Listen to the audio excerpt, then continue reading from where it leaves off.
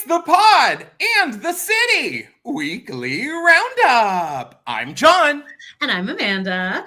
Cola Scola is a Tony winner, baby, but their best performance so far was the backstage shade when the best female lead of a musical was announced.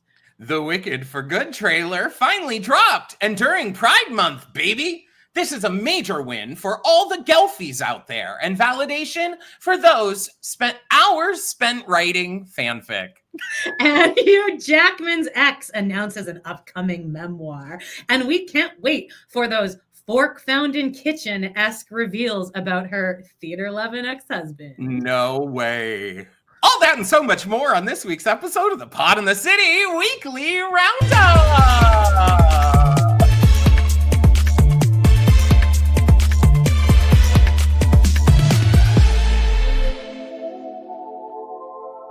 Hi guys. Ooh.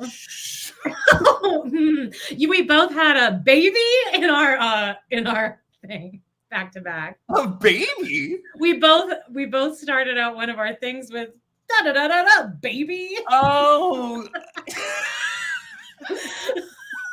Oh well. Welcome, friends. Welcome to our live. I hope that you're here because you like this, and I don't know where I was going with that. Welcome. Can you hit like right now before you forget? Yeah, and you guys, I'm so excited because this is one of our gayest shows ever, and that is gonna be very fitting for this month of because it's June, just because it's June.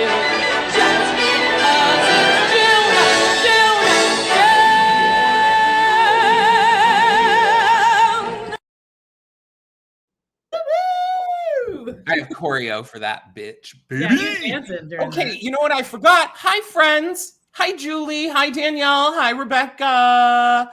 Hey, Diana. Heather.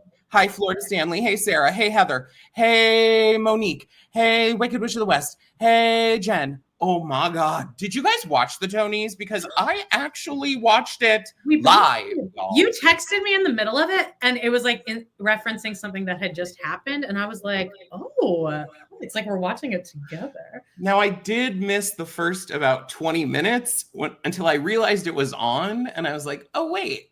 And I do have Paramount Plus, so I was able to watch it live. Me too. And my dad came over, and I had dogs here, so I didn't sit down the entire time. I was just constantly walking around and then stopping and like watching and just feeding my dad different like pizzas and stuff. And he was loving it. I had, I don't often say that I was wrong. But wait for the Tony section, and I will be admitting. We both admitted at the same time that we said our egg was on our face, but in a good way.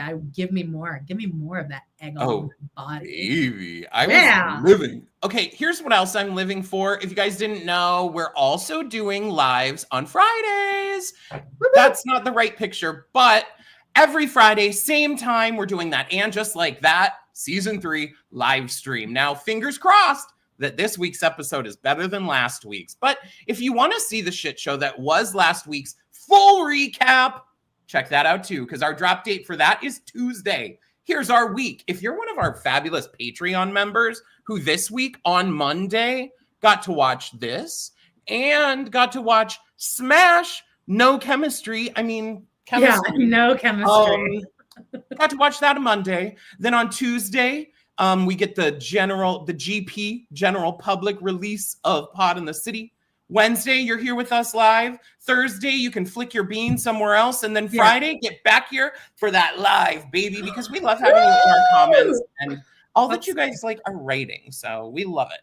We love having you guys. And those lives on Friday are very, very fun. It's like the same crowd, but like with an extra 20 or so people of newbies and everyone's. It's still such a lovely. It's no arguing, no snark, other than from where it's appropriate. Friday also just is more like it's more like a conversation.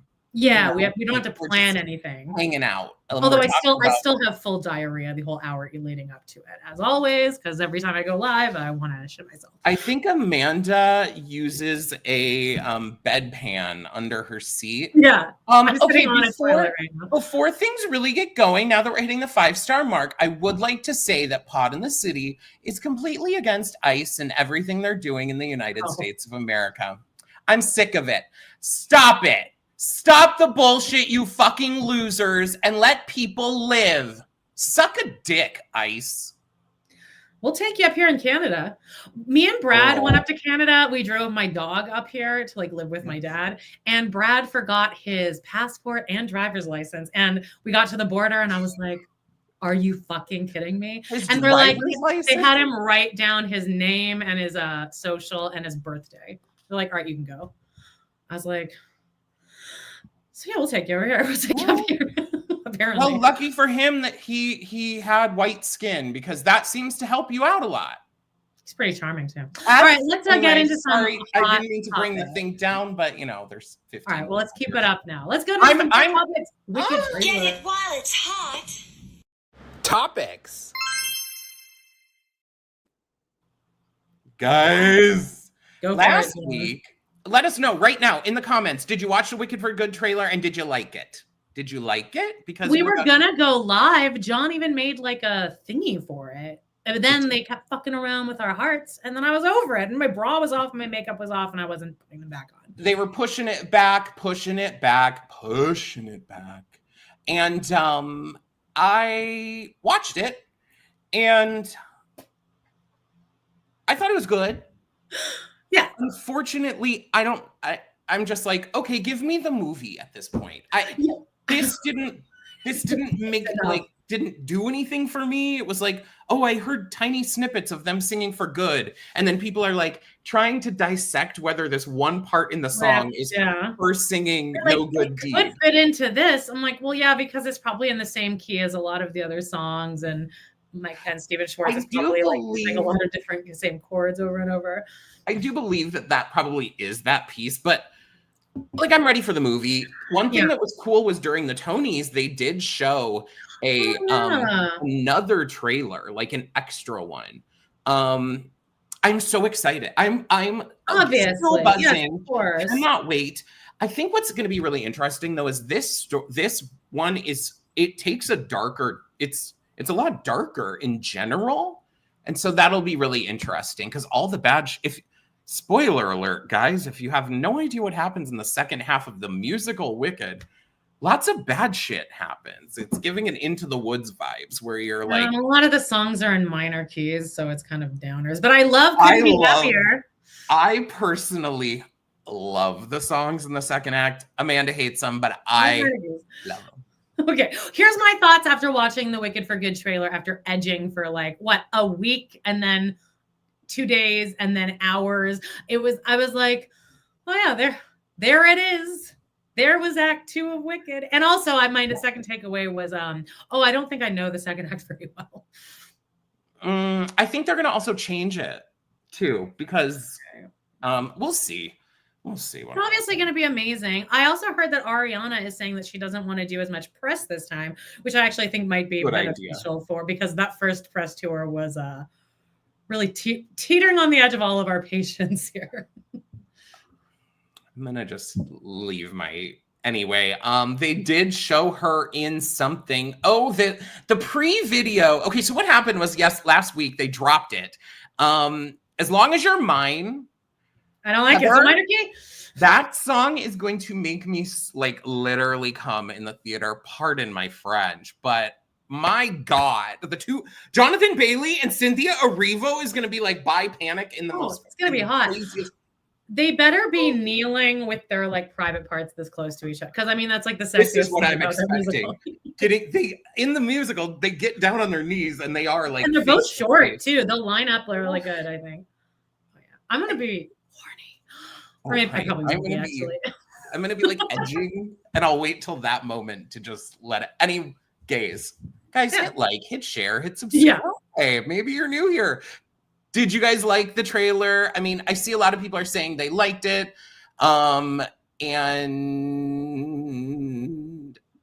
Oh, the rumor is the part at the beginning when she appears on the balcony is part of one of the new songs.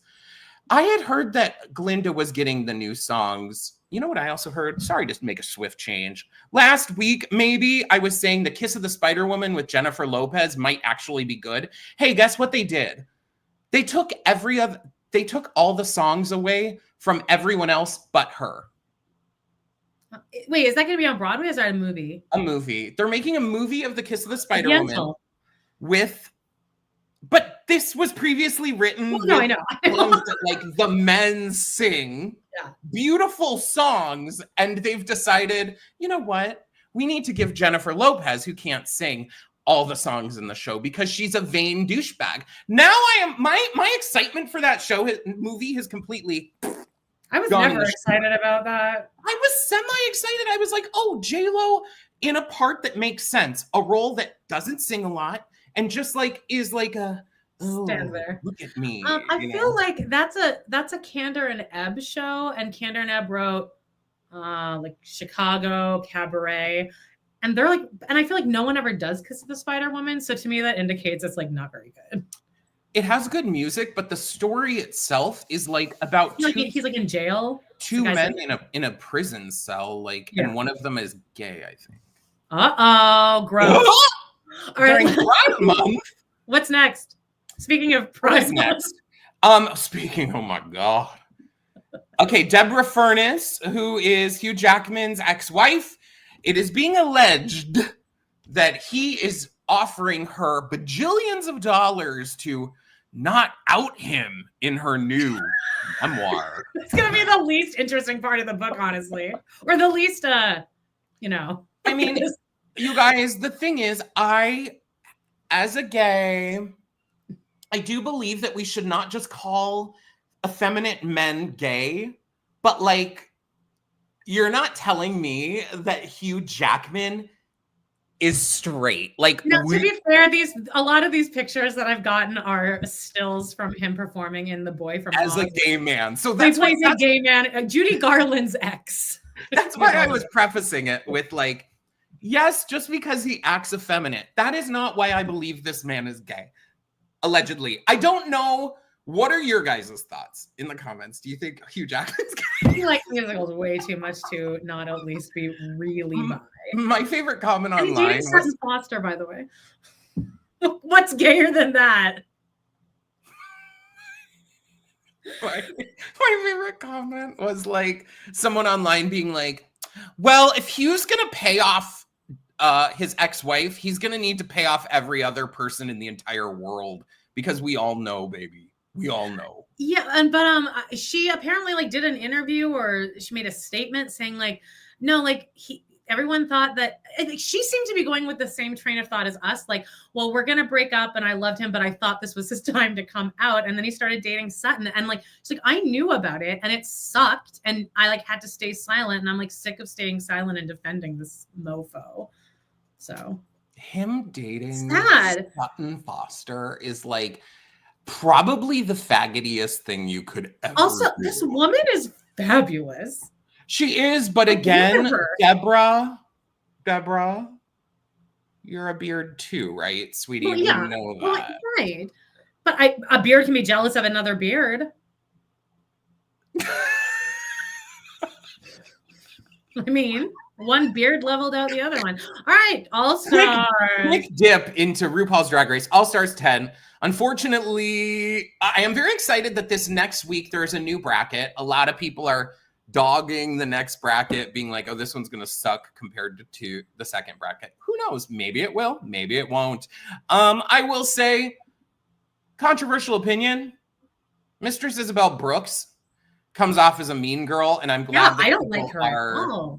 I'm glad that somewhat of the tides are turning, because I think she went into this season being like, I'm going to win this thing. Everyone loves me because I'm because I'm bitchy and tell it like that's it is. outdated, I think. I think she would have done well in like an early 2000s reality show, because we did applaud horrible behavior back then. But now I don't like that. I like, who's like the older one, like the seasoned one on there? Tina Burner. I really like her. I like that she's like, no, mistress, I'm not playing this game with you. Yeah, I I really like Nicole Page Brooks. Obviously, she's my favorite of the season so far. Ginger Minji. I can't believe Cynthia Fontaine is back. Kill me. And also Acid Betty. I'm very excited for Acid Betty. What I'm hoping, I am excited for Acid Betty. I forgot that she was in it, but then I saw this compilation. I'm hoping that she does not come back and try and be like, oh, I was so rude my first season, but now they didn't get to see the real me. And then she's like too nice. It's like, no, I want to see Acid Betty. You have amazing skills. I don't want a redemption. I'm gonna miss NPB FAG too, girl. Thank you. By the way, back to this Cola thing, Rebecca. I saw this too. Cole was doing an interview. Again, we were saying this I would love Cole's the best person to have made that 4 years statement, because like, who's going to try to clap back at Cole? Like, I wouldn't try to go to a battle of wits with Cole, but they said, let's let the states decide. We haven't gotten it. Sorry, we haven't gotten into that. Yeah, I'm like, did we not mention that? Sorry. We haven't gotten there yet. All right. Because I did say we should mention a couple other things before we go into a 30-minute deep dive on the Tonys, because I had a stroke. Sorry. Yes. The Tonys, guys. First of all, hosted by Cynthia Erivo. I want to know our thoughts on her. Thoughts as host.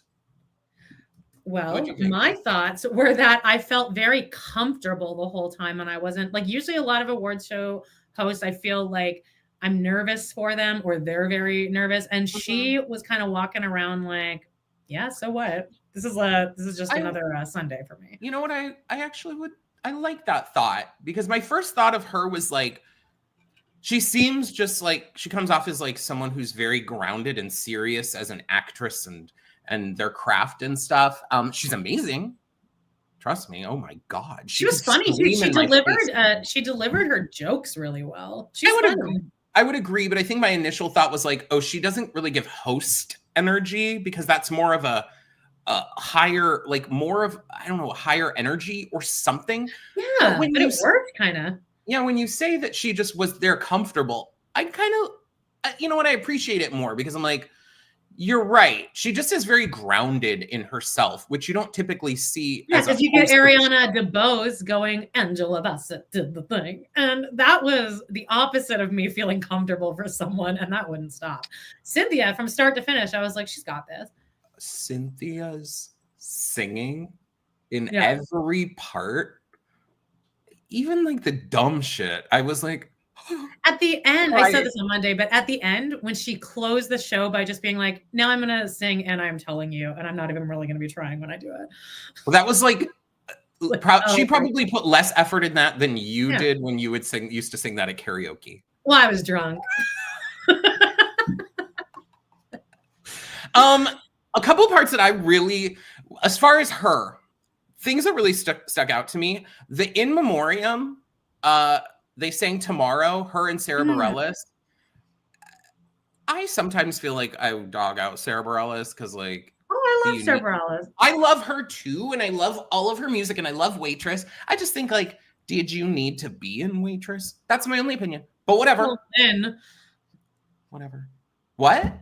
Lin-Manuel Miranda. That gives me different vibes, because Lin writes it for himself. She wasn't the one who originated the role.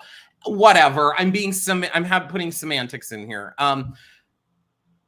Them singing together like literally sent me to fucking heaven, and I don't even know if I believe in that, but I was transcendent in the moment. Their voices together. At first I was like, oh, they're gonna sing together? Interesting. Okay. And then they did.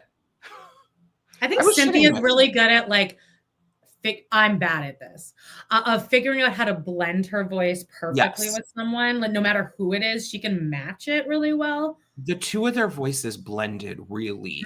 I was shocked. I kept being like, whoa. Also, the first person that they showed that died was Charles Strauss, who wrote the song Tomorrow. Exactly. And then the end of it, they showed Gavin Creel, and that was... you forget all these people died. And you're like, holy shit. Loved it. So Cynthia was great. Cynthia was amazing. Let's get into the Hamilton performance. Obviously, I love. I mean, I'm a I Hamilton didn't head. think I'd be as emotional as I was about it, but it really was. I watched I watched this girl on TikTok watching it, and she was just like, everyone's so happy to be up there. Oh, because she's the bullet. And I'm like, yeah, that was me. Because you forget each song, and my favorite moment where I like really started getting horny for Broadway was when it all slowed down, and then Leslie Odom was so hot, and he's like, he had that like low note, I wanna be in the room where I was like, oh fuck, this musical is so good. I think it was really cool that like going back now, there's a lot of people doing analysis of like the outfit that they all chose to wear black outfits with except for the king wearing a red jacket. That the background at the very end, it's very reminiscent of like what the White House, like it looks like the White House, the columns of the White House, yeah. Oh yeah, I figured out the costuming when Jonathan Groff came out, and he was the only one wearing color, and it was red. So I figured that out. Though there was a whole drama underlying that I thought was fun, but I know it isn't actually drama with the Anthony Ramos, Jasmine Cephas Jones thing. But he's in rehearsal for another thing, so he couldn't make these rehearsals. So they just had him like slip in at the end. It like wasn't a big deal, but I wanted it to be a big deal because that's more juicy. They literally posted a photo, yeah, I know, or something of the two of them together. Yeah, so they're fine. Like, okay, but it was. I just think it was cool. They very purposely chose the pieces of the songs that they did and the way that they put it together. Lin-Manuel Miranda of it was really good. The way the songs went in and out. I just was really impressed with the arrangement. Here's some pictures that I found of them rehearsing, which I just love because you know that they're all such good friends. And I love that Ariana DeBose, like Oscar and Tony winner, was like, yeah, I'll just go back and be. That was an exciting moment for me when she was the bullet because you forget. Daveed Diggs was very hot in it. I thought they were all. He was dressed as a Black Panther. I never really put that together, but that. I thought Christopher Jackson was great. I was like, hey, he's like, I'm on And Just Like That this season, guys. Is everyone watching And Just Like That? He goes into this. He pulls his hat down, and they're like, what? They're like, hey, what's his name on there? Herbert. Oh yeah, running for comptroller. I got any of them. No, they judge his ass hard. I loved it. Thought it was great. I rewatched it now 3 times, and I think Amanda might have to. Heather Smith says the only thing that would have made it better was if they'd said the line "immigrants, we get the job done." They actually said that on the Tonys. When they performed it at the Tony, their first time, and that was going into the first Trump presidency, and it got a huge applause from the audience. So still relevant. I wonder if they were trying though to emulate this like thing that we're under, that we're not in a good place with it. We're not celebrating the it's more mourning atrocities of the country, etc. Okay, so Cola Scola one. This was my most exciting thing because I screamed. I was so happy. I really did too. And I kept saying to my dad was very confused. Like, my dad is progressive, but he's also like, he's very old school boomery. So like, he's respectful about this stuff. But like, I'm like, I want Cole to win. Like, Cole deserves to win more than anyone up there. And when Cole won, you could tell the whole audience was so excited for him because like, I've like listened to him since he was on like, he used to do like poetry slams and shit. Like he used to do a bunch of YouTube videos and stuff too. Like I watched, I don't know, 15, 20 years ago at this point. Yeah, and they were on Difficult People, lots of episodes of Las Culturistas, always the Difficult. Truly one of the funniest. Like I've never seen them in an interview clip on TikTok where they aren't just kill. Every answer is it's never just an answer, it's a hilarious answer. So I think with Oh Mary, that show was like the little show that could, and people and the Broadway community itself rallied around it, succeeding. I bet you everyone in that audience who was living for it, all the Broadway people have seen the show. They probably know Cole. And you know what's nice is that Cole's not a Nepo baby, and he's not all. Exactly. And they're also not like a Hollywood person who like George Clooney, who have made movies and then do one play and then they get a Tony nom. No, they like came up from doing cabarets with like Bridget Everett and shit. So I think that's what everyone was just in agreement. Like theater kids all together. Yeah, and Cole shows up, and all of the comments on like everything I've seen on Facebook is like talking about like just talking shit, ignorant people who didn't know who this was. I'm like, Cole is the last person that's going to give two shits about what you say about what they're wearing. They're always kind of in on the joke. But for anyone who doesn't know, after they won, Cole and Sam Pinkerton, I believe is the director's name. They were backstage doing a press interview, and they were like, "Oh, hold on, they're about to announce best female lead," and then it was Nicole, and they were like, "Oh, wow!" And then there was like a silence, and Cole just went, 4 years, 4 years. The speculation is over, and the reaction in the press room was so like. It's like everyone was just happy that somebody said it because it was like an elephant in the room, and I love it. And then they kind of are doubling down because then there was an interview on the red carpet about it, and they're like, "Oh, are you in a fight with Nicole, or was that about Trump?" And Cole was like, "God, you see what the media does? They try to pit us girls against each other." Just to really it. They're not going to come out and say that's not what they were saying because of course that's what they were saying. You want to talk about Nicole? What were your thoughts on Nicole? Okay, guys. I've said it before about Nicole Scherzinger. I hate her. She's a stupid ass bitch. And I thought her acceptance speech was like the fakest thing I've ever seen. When she's like holding the Tony and being like, "Are you coughing?" Okay. Was he doing an impression of her coughing? No, that's her training to fake cry with no tears. Just saying. Now, what was so great about the performance that people were saying? Because I feel like she held out a long note, which was a B flat, which is not high. It's never impressive when someone does that. It's annoying and maudlin and gimmick. Is that why everyone liked it? I'm just gonna say it. I think she's I think that people are like, oh my God, this is a beautiful woman. And she's willing to let herself look ugly by making her eyes really big. Yeah, she also doesn't look ugly. She is not a good actress. I mentioned, I don't know if it was a month ago, 2 months ago, when the fuck ever, but bending down and crouching and then like holding your arms up and doing this, that's not acting. You've been directed to do these arm movements, and make big faces. Now, I'm done talking about her because. Okay. So me and John have been dogging Audra down all season. We have been complaining all season. So when this came up, I was like ready to hate it. I didn't want to hate it, but I was expecting to hate it. And I had a full open mind. But let me tell you, the second that Audra motherfucking McDonald started Rose's turn. The dialogue, like, you're a dumbass. Before the music even came in, I was sold. Oh, I was like, "That's Mama Rose ever." I shouldn't be allowed to have an opinion ever again because this bitch, both of us. And I say, but for anyone who hasn't seen though, there's like POVs of her coming exiting off the stage, and that is like the coolest part because everyone else who left the stage and was waving at the camera and stuff, but she was in fucking character. I believe that this is what sets like her, and I'm just going to compare them. I know people are like, don't compare them. They're in the same category. The point is to compare them. Yeah. Nicole, you could tell, was about how do I look?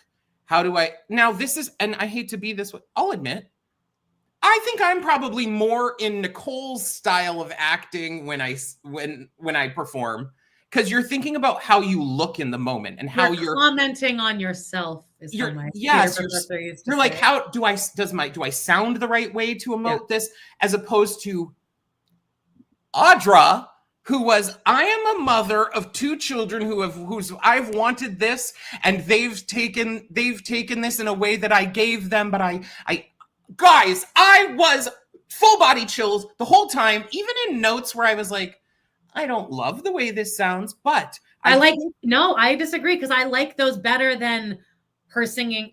She didn't sing a single operatic note. There was no wide vibrato and her last note was raw and ugly. And I said out loud, I'm like, oh, so you can belt. I don't know why I ever thought you couldn't belt the B, but of course you can. I always take it back to Stephen Sondheim, whose like biggest thing was casting actors over singers. Like that's why we got Elaine Stritch. I mean, babe, icons of Broadway. If you look at a lot of the fabulous women songs that he's written, like "Send in the Clowns," you can see that he's written within a very limited vocal range, and the words are more important. But "Send in the Clowns," I think, is between like a C and an F, which is 4 notes. And so I'm gonna just say that, like, I think Audra definitely should have won. My favorite comments coming out are like, do we think the Tony voters sat in the audience and were like, oh fuck? I hope they were. And that was us too. I checked, I was like, I kind of loved Audra. And you were like, I kind of did too. I'm obsessed with it. I've watched it 3 different times and I cry. And the moment where when she's like, mama, and then she turns to the side and she says, you can't even hear her, but she's saying mama, and then you see her like, oh. God, I want to watch it again now.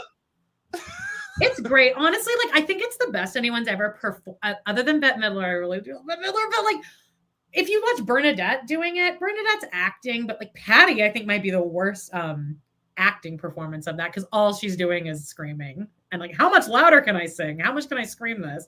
I'm going to do a slight rebuttal on that. Now, I know we hate Patty. Everyone hates Patty, but I think that Patty is an actress at heart. I think she says that.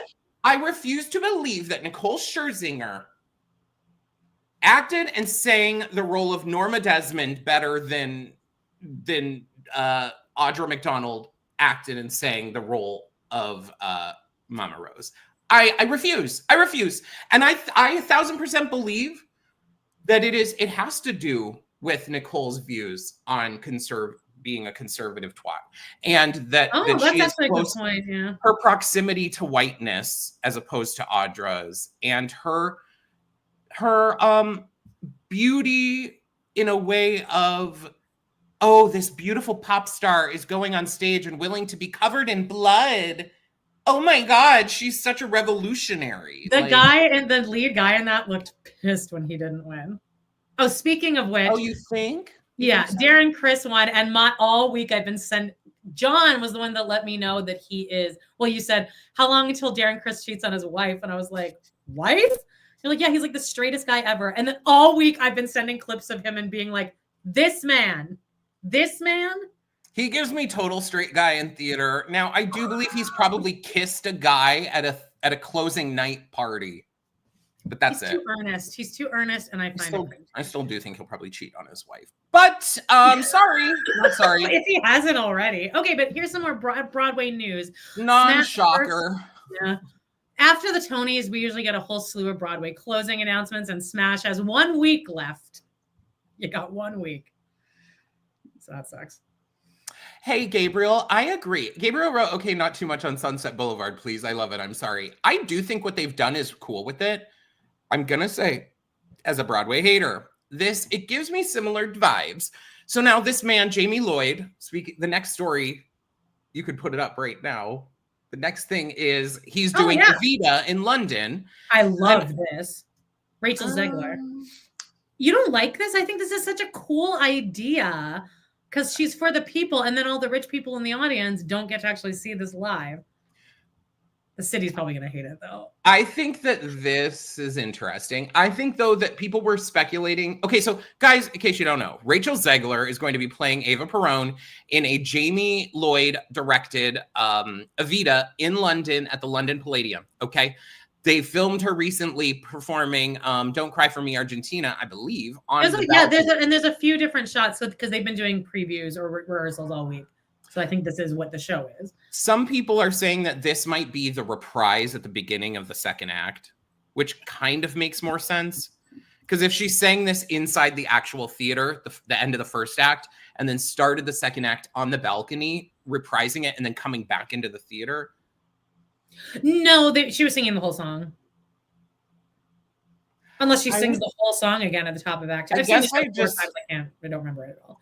I guess here's my opinion, and I'm gonna sound like a hater, but I do think that like Jamie Lloyd's shtick, which he's now done with multiple things, is good. I like the idea. Oh, because he does the walking around in Times Square thing. I kind of like it actually. It's gimmicky. His whole thing is like strip back cameras in people's faces, which is what this is. You're broadcasting a camera of someone performing live. True. In my opinion, that's not what Broadway theater is. I hate to be a bitch. I think that you don't, I want to just look at an actor. I don't need to see a camera on their face up on the thing. Sure. And what I'm gonna mirror it with is the director who did, can't remember his name now. He did Company, Sweeney Todd. But then and by the time he did Company, I was like, okay, because it was all the actors played instruments on stage. Sweeney Todd, even then, I was like, okay.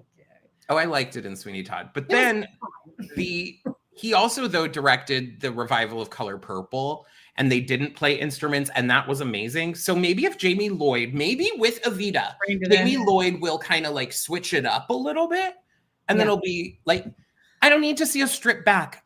Personally, I think Sunset Boulevard could use a little bit of opulence, right? The ideas were with this opulent woman. I don't need to see her in a freaking braless in a black slip the whole time with no shoes on. I saw a production at ASU theater department of Romeo and Juliet. Did you see this? It was like when I knew you. Sorry. Pardon me. But in the middle, like they get naked in it. That's why I went. Because I'm like, I got to see some yuck. But anyway. Romeo and Juliet? Yeah, they got naked. Anyway, but in the fight scene, the whole audience had to come outside, and they did this whole fight scene like outside on campus. And that was pretty cool. I didn't like the walking back and forth, but I think that's pretty cool. Eric, Betty Buckley's take on Norma and Rose surpassed both. I would agree. I love Betty Buckley on a level. I don't know about Rose. I've never really watched her doing Rose, but her doing Norma Desmond is everything. Hi, Eric. Are you new? I don't. Yeah, Eric. That sounds like a man. I don't recognize your name. And Cynthia is doing all the characters in Dracula, and then they're doing another show soon. Where that I don't know. Cynthia Erivo's going to be Jesus at the Hollywood Bowl and Jesus Christ Superstar, and Adam Lambert's going to be Judas. We forgot to talk about that part. You know, there is a part where she goes into the audience and she has Cynthia Erivo, while she's hosting the Tonys, does a number where she goes into the audience. First, she has Kristen Chenoweth add a little like riff thing, and then she has Aaron Tveit, who, damn, that man gets finer and finer. Yeah. Holy shit. And then she goes to Adam Lambert and baby. He whipped out this riff. If she had put that mic in my face, I would forget how to produce sound. Oh, you would have done it. I wasn't prepared for it. If I wasn't prepared for it, I'd have nothing. She probably wouldn't have chosen you just because you're not as much of a thirst bucket as those three types. Oh, I would. If my agent was like, "Would you be willing to?" No. I don't want the camera. Would you be willing to like have a moment that could possibly go viral and like really put you in the spotlight? I don't want to go viral. No. I don't want anyone knowing me. I don't want to be perceived. Okay, is that it for the Tonys? Any final thoughts on the Tonys? Anyone out there have a final thought on the Tonys? Final thoughts. I would like to see maybe Happy Ending. I thought it looked cute. As far as I don't like the song they did. I thought the song was a little boring. I've seen better ones. Agree. I know people are dogging it out, but I would really be interested in seeing Dead Outlaw.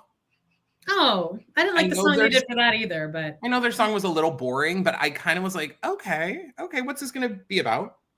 Operation Mincemeat came across a little come from away-y to me, to the point where I was like, all right. I wanted to like that really badly, but yeah. I can't say the song was pleasant or like it's something I remember. Obnoxious. I'm sure it's amazing though. Any show where it's only 5 actors and they're playing multiple parts, of course, that's going to be an amazing theater experience for you. Based on the performances, I actually was in the acting category for men. I was rooting for Jeremy Jordan. I thought his performance was really good. Guess what? Oh, this was like a perfect show for my dad because all the guys from Glee were all over this thing. Oh, your dad likes Glee. So Pirates Revival. Yeah, Jinx Monsoon, I think, fucked up a word. Or she did. I was like, girl. She fucked up something because she was off. I think the music was too fast. And then I saw something on TikTok about how the part where they're doing the instruments on that washboard was like life-changing. And then I was like, was there choreography or something? It was definitely pre-record. Also, that song is not from Pirates. It's from HMS Pinafore. So I don't know what this show is. I'll just say I think some of the performances, unfortunately, maybe didn't do the right songs, but some shows don't warrant just plucking a song out of them. Sure. I don't know why Death Becomes Her didn't have a song that all 3 leads are in, or at least the 2 women. A reprise I'd be happy with. I would assume that it's because the Tonys asked them to perform that because it gives opening number-y vibes. It gives like... And it's Pride Month and it was the gays song. Plus it also was like a show number as opposed to like... They had Floyd Collins with one person. They had Jonathan Groff, basically. I mean, he had a couple backup. Can someone explain to me why I'm supposed to be so obsessed with him? I think he's amazing. In that show, I watched this, and I have never gotten any other feeling about it than cruise ship performer, which also indicates talent, but I don't know why I'm supposed to be amazed by this. I just think it gives Jonathan Groff doing a one-man show type thing. I know it's not a one-man show, but like doing a performance thing. And it also gives me like a thing, like you said, a cruise ship type. It's like, oh, okay. People think it's like the best show they've seen this year. I think it's because people just want to like turn off their brain and not have to really think too much. Yeah, I mean, Jersey Boys did really well. Speaking of turning off your brain. Oh, here, you want to talk about this for a second? Oh, yeah. Do you know who this is? Caleb Heron. I think the problem is when you're another like chubby gay. You're gay. You're like, you need to calm down there. Well, you're like, oh, okay. Yeah, I think he's funny, but he does not shake. Yeah, I'll just say, I think that he is really appealing to straight people and straight women.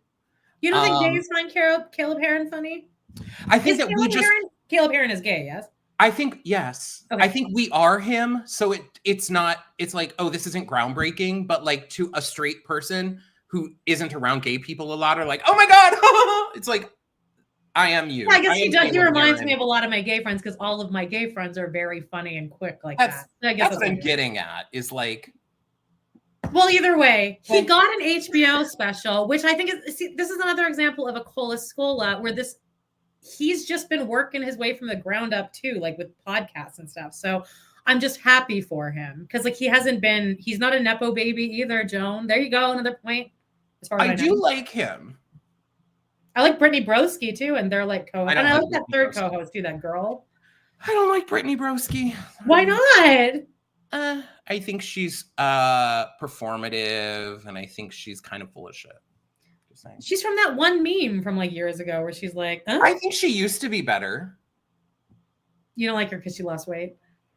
No. I do believe that often, and from experience, you do become bitchier when you lose weight. Have I gotten bitchier? You think I'm all right, guys? Love Hotel. I think I'm way nicer. Also, I'm not drunk anymore. All right, Love Hotel. Talk about this, guys. This show's almost over. The finale is this coming Sunday.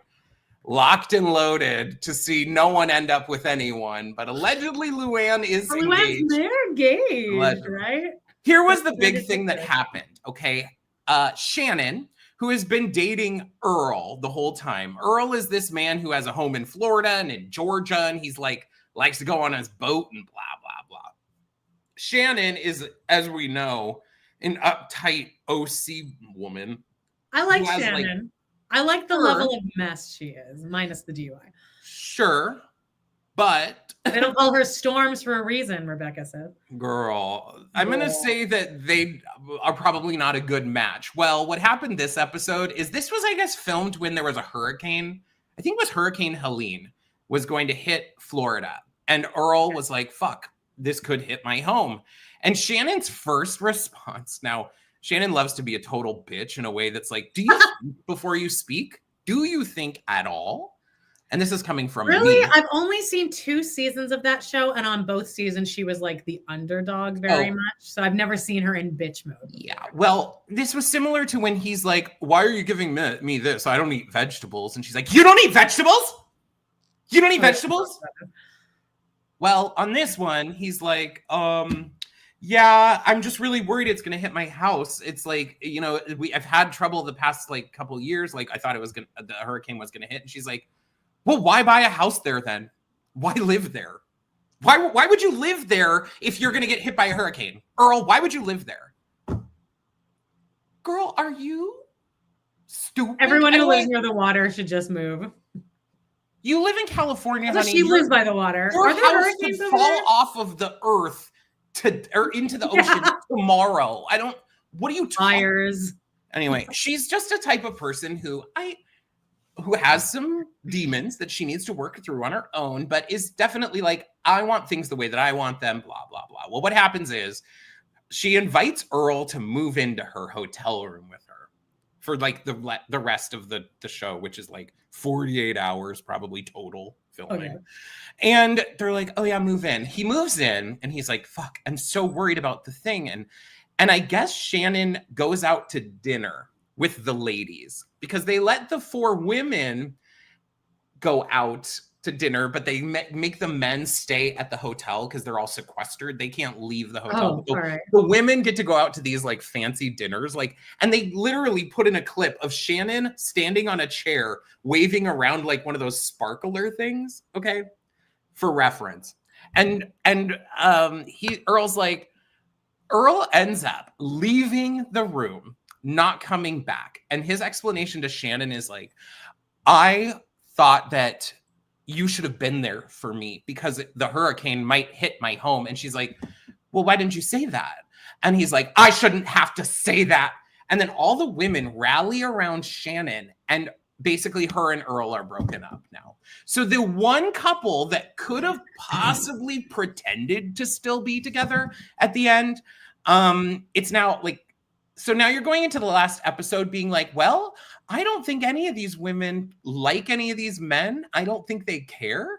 And in fact, this show, unfortunately, is going to need some retooling before you put on some other Bravo girls. Yeah, I think a problem with shows like this in today's day and age of women waking up is that men ain't shit.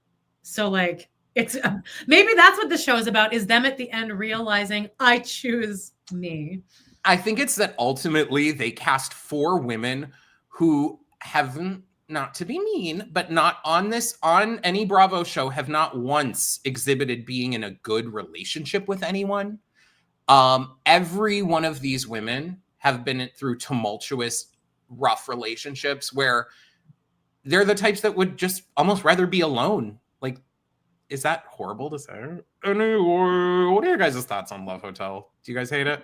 Because I do. Speaking of hating a show, and I think I'm going to say it. I don't think I'm going to watch The Valley anymore. No, I'm done. I hate it. Done a couple episodes ago. I just don't care about any of these people. And I said, Kristen, I guess I care about. Brittany, I've never disliked. But like, Brittany too dark. Drives me crazy. Brittany told a story on this week's Valley about Jax going at the rehab center, going to the front desk, allegedly. I don't believe this is how a rehab center works, is you go to the front desk, tell them you think you're having a heart attack and you have to go to urgent care, and you just leave the rehab center. The whole speculation online is that everyone's like, I will die on the hill that Jax did not go to rehab because they do not let you have your phone. Everyone thinks he's just at an Airbnb or something. Yeah, I believe that for sure. Because he allegedly made the receptionist cry. I believe that. He faked having a heart attack. So whatever. I'm done with The Valley too. So I'm over it. So are Danny and Nia. They've decided they're leaving after much thought and prayer. We've decided to step away from The Valley before the end of the season. You know what? This doesn't shock me. She was Miss USA, and in this most recent season, they're trying to make him look like this crazy. And he's like a pretty successful actor. He's like that guy actor, which is a great career. So I understand why he's they were kind of like the couple goals thing, and now it's starting to turn on them. And I would get out too. I kind of respect them for this, honestly. I think this is actually probably the smartest thing and decision anyone's ever made in reality TV. And it makes sense because I think their kids are going to start being not babies anymore. And so it's probably like, fuck, well, let's get out now before they just have like a TikTok or Instagram account about their fucking family, and people will follow that. Like, I'm sure they have a podcast. Oh, I can't wait to hear them wax poetic. Well, speaking of podcasts, Jax, shockingly. Now, here's how low the bar is. Me and Justine paid like $60 each to go and see Tom Sandoval and Tom Schwartz. Okay, but let's be real. That was crazy too. It was cool. Okay, look, I went for Justine. Also, no, it was cool to see them. I didn't hate them. I didn't do my third rewatch of Vanderpump at that point, and that third rewatch really made me hate them. But even Jax, and people still go to those.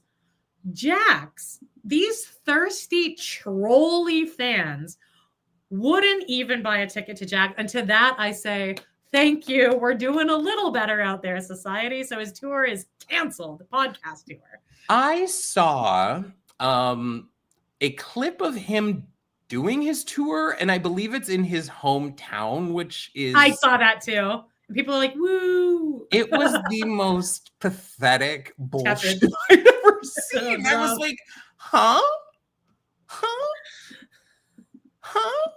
Anyway, guys, it's time for...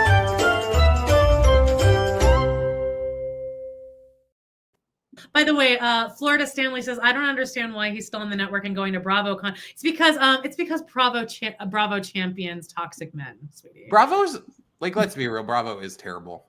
Yeah. They're horrible. I think Andy Cohen has slept with all of the men on Vanderpump. Oh, yeah. All right. I did see 2 movies, one for Pride Month, which, okay, here's where we're at. This first one I saw was called I Don't Understand You. This has Nick Kroll and Andrew Rannells as a married couple who are going to Italy to adopt a baby. I don't think they're going to Italy to adopt the baby. They're in Italy while there's they're kind of a plot shift in the like you think it's going somewhere and then no, right? Oh, really? I wouldn't say so. First of all, guys, this movie is supposed to be a horror comedy. The idea here is that these two are in Italy, have not Nick Kroll practiced Italian on Duolingo, and Andrew Rannells knows no Italian. So the idea, I don't understand you, is that the whole premise behind a lot of the things that happen in this are because they are stupid Americans and they don't understand what the Italian people are saying. So they misinterpret, thinking that the Italian people are scary and mean and wanting to kill them. And so then they accidentally kill people because I would not recommend this movie. I did not think it was funny, and I didn't think it was scary. I thought it would be like a gay pride. Yay, gays in a movie. I just don't think we need... I don't know that right now is a time when we need to be telling stories that these gays get away with killing an old Italian lady because they don't know Italian and think that she's mad at them, but she's just not. That's what happens in this stupid movie. Andy, thank you. It's not that hard to communicate. Now, second also, movie, it's kind of like us going into the woods and being surprised when a bear tries to attack us, or in the ocean and a shark, because it's like you're in their territory, and it's like Americans go to places like Italy or Mexico and they're annoyed that these people aren't accommodating us. Yeah, and then when other people come to our country, they just get thrown into vans and kidnapped off the streets, murdered, probably, and sent to other countries that they're not even from, and thrown into prisons with abhorrent conditions. Speaking of sharks, right. Dangerous Animals was the second movie that I saw. This movie was based on the premise of a shark movie, but the idea really here is that a serial killer who drives a shark boat uses the sharks to kill his victims, as opposed to the sharks just attacking. This man has brought them out. Now, the man in question is Jay Courtney, who was in Suicide Squad, the first one, and he's been in a couple other movies. I think he was in Divergent, maybe not. That might have been Theo James. I don't remember. This man is so fine. He was always so fine, so hot. Well, he plays the serial killer. And there is a part, now if you Now, one style of man I like for Pride Month is a man who was like once, I don't know, a football player or a rugby player who has like let themselves gain a few pounds, so they're like beefed out a little bit. Well, there's a scene where Jay Courtney, the whole movie, this picture was he's in his clothes, except for this one scene where they have him do this like, I'm a weird, creepy serial killer on my boat. But he was wearing like briefs and a robe, and this scene could have gone on the entire movie. Is all I'm saying, because yeah, I like that body. Okay, there was one other couple in the movie theater when I was there. They left 30 minutes before the movie ended. And then by the time it was just me in the movie, I was like outright being like, throw me against a wall, daddy. Because I'm like, gee, okay. I was like, I would kind of recommend this movie. It's kind of dumb, and it kind of goes on like it kind of you know when you have an interesting premise and then they shoot their load a little like way too early, and then it's like, oh, okay, now what are you gonna do? Like the last 30 minutes of the movie were useless. It's like a Judd Apatow movie. That's why Judd Apatow I think does really well with like the show Love on Netflix, because it's like a whole like he can just stretch out these fucking storylines. Yeah, that's one of my reasons why I don't really roll with the Judd Apatow movies nowadays. Because what was pretty bro-y. It was like almost. It was like a comedy, almost 3 hours long. It's like funny. I was gonna say Funny Games, which is also a great movie. I watched that with you. We watched the American version together of Funny Games. What is that? Funny Games. It's like where those like fucking guys. There's a blonde guy, and like there's like that couple, and they just like torture them in that house for a while. Funny Games. Okay. But Funny People with Adam Sandler about him having cancer. The movie is like over at 2 hours, and then they like go to Leslie Mann's house and hang out there for like an hour. It's like a whole third act, but it's its own movie. Anyway, I don't like a long movie. Do you? Oh, Mandisha says, so you didn't see live action Lilo and Stitch. Funnily enough, I turned on Disney Plus the other day to watch that just as a bit. But then I was like, oh, it's not on Disney Plus yet. I'm like, I'm not going to theaters to see it. But I was gonna. Amanda refuses to. This woman refuses to watch the animated Lilo and Stitch, but will watch the live action for a bit. For a bit. I'll do anything if it's like a funny bit. Here's my thing. I wish Lilo and Stitch would have just done, like, if you're gonna make a live action, just make the first movie. You haven't even seen it though. You have so many big opinions. TikTok exists. It's 2025, Grandma. Yeah, I'm on TikTok too. Okay, let's go. Actually, speaking of which, let's go into my wormhole because this is very much. Where's the little? I never know what. Get in it.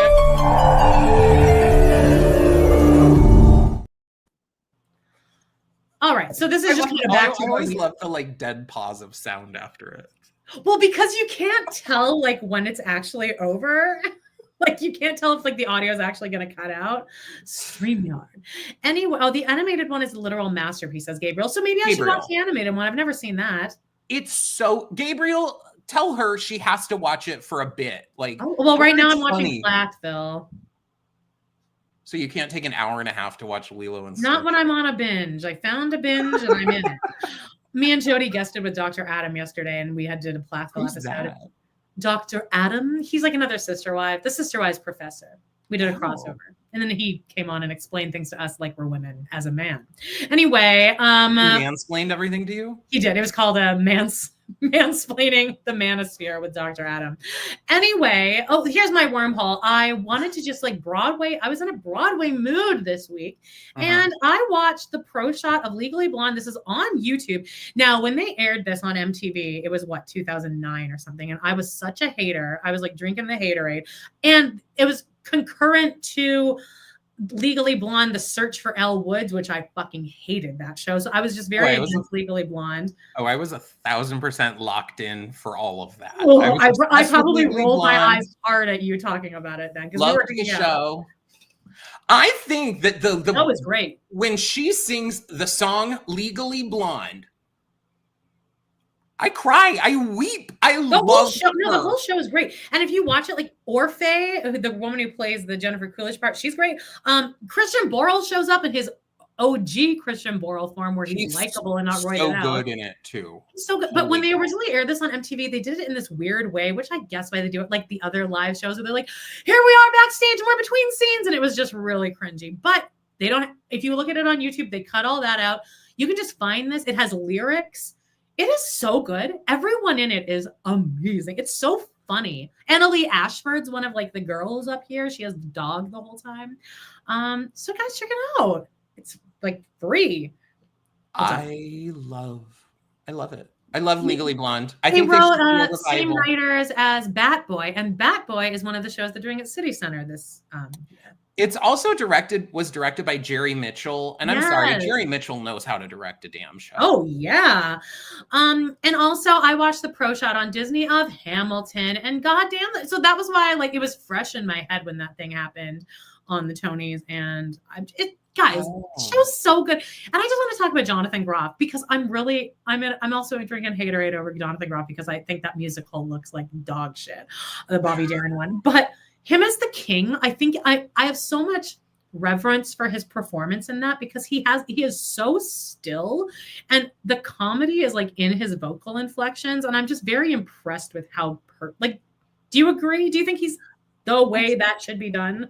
I actually completely agree, especially for the fact that he was like young doing it. He's so funny. Like his comedic timing through his vocals is just impressive because he doesn't move. For me, the Hamilton movie or Hamilton stage show, the coolest parts are like the hurricane song. In the Eye of the Hurricane. Is it called The Hurricane? In the Eye of the Hurricane. In the Eye of the Hurricane. Holy shit. That's also one of my favorite moments in the show because they do all this stuff with like slow moving of all the furniture. Oh, yeah. Anytime the ensemble, when I saw it on stage, it's more fun to see it on stage than on TV because you can actually see everything. And like the ensemble is doing that's one of the few shows where the ensemble is like a great track. Like you're so impressed with them. Oh yeah. I hate Burn. I always skip Burn. It's such it's in minor. I think it's fine. But have you heard First Burn? No. That's like the one that they put together that was like the original version of the song. And then they had a bunch of the different Elizas record it. You should listen to that because it's actually really good. Send it to me. First Burn is what it's called. I'm just catching up on the thing. Funny People is my pick, and I never lived it down until my boyfriend lost it, and now he can never. Funny People or Funny Games? Funny People. The First Burn is a banger. Hey, Sarah. Okay, well, send it to me. First Burn. Amazing. I love that you guys check it out. And if Hamilton ever comes to your guys' town, make a priority to see that. Like, don't pay a bill that month if you have to, because it is worth seeing it. It was epic. And I was like in withdrawal from drinking. I remember specifically like being so sick, and I still had a great time. I would suggest listening to the soundtrack or the original Broadway. Get the words in your head a little bit. Because I remember going with some people to one of the tours, and they like weren't loving it that much because they couldn't understand what they like missed.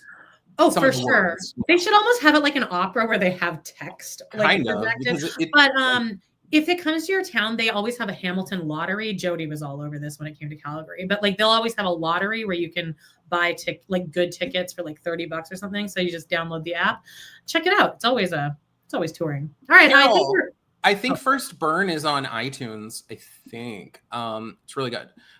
Check it out. Send it to me because I will have already forget by the time we end this. But I think we had a great show.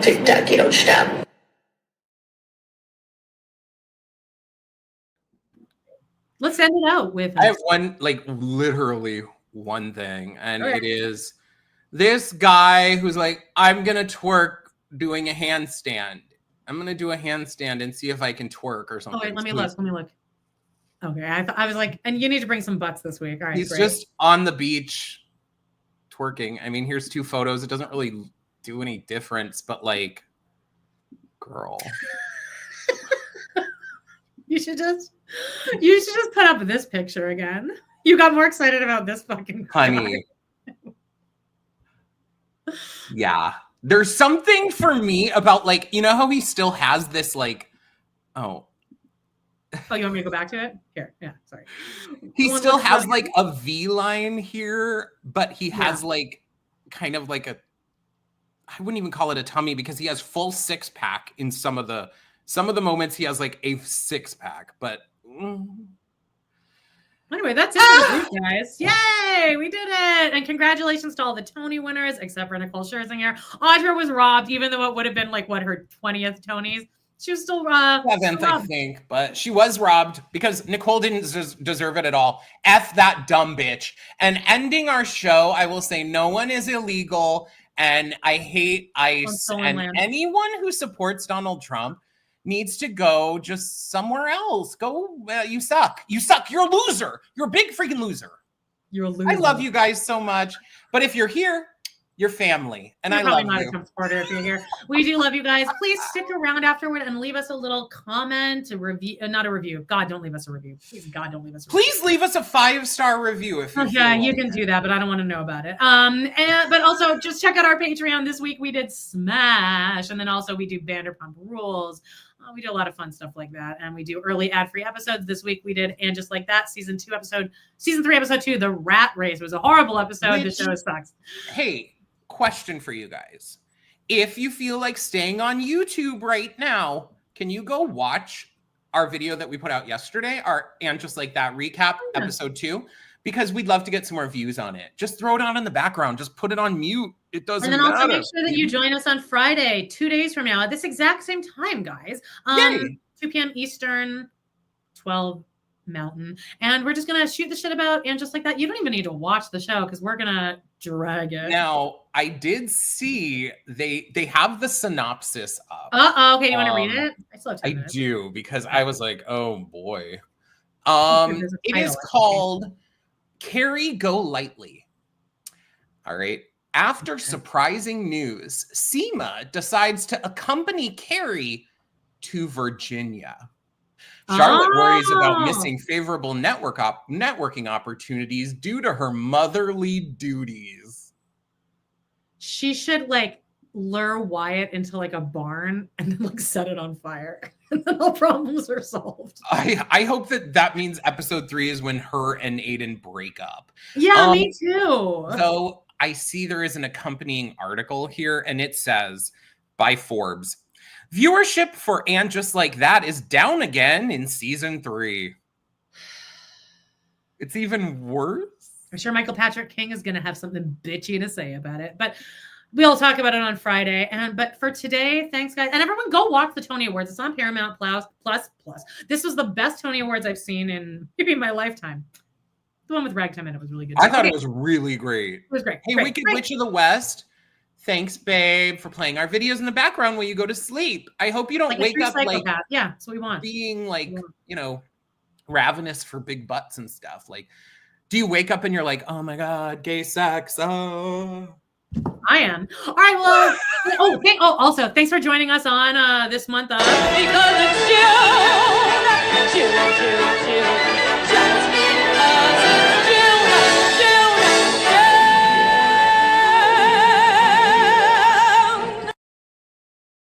Bye, guys.